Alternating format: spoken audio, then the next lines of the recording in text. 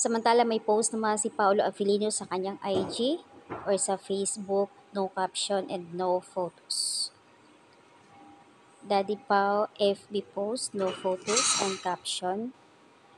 Siguro nga dahil sa kanyang talent manager na si Sir Leo Dominguez na pumanaw na. Baka kaya siguro nag-post siya na something condolence para sa kanyang ah, talent manager. Veteran talent manager Leo Dominguez passed away.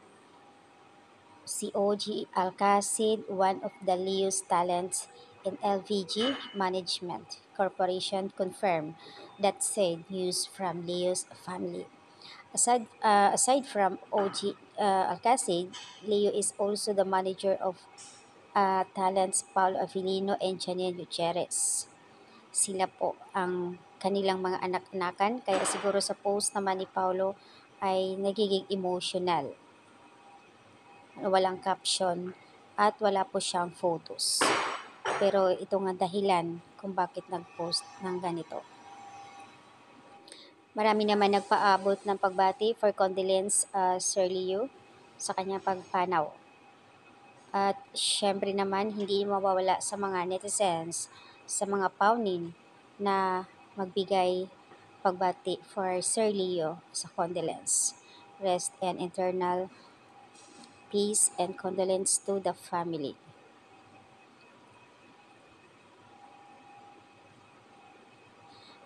At samantala sa kanyang IG story naman kay Pao and Kim Chiu, same lang sila dahil ngayong araw na ito makikita Free TV.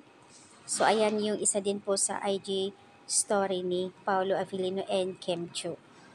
Pinopromote na nga rin nila ang kanilang series na WWSK dahil Free TV na po, makikita na sila. Congratulations sa Kim Pao.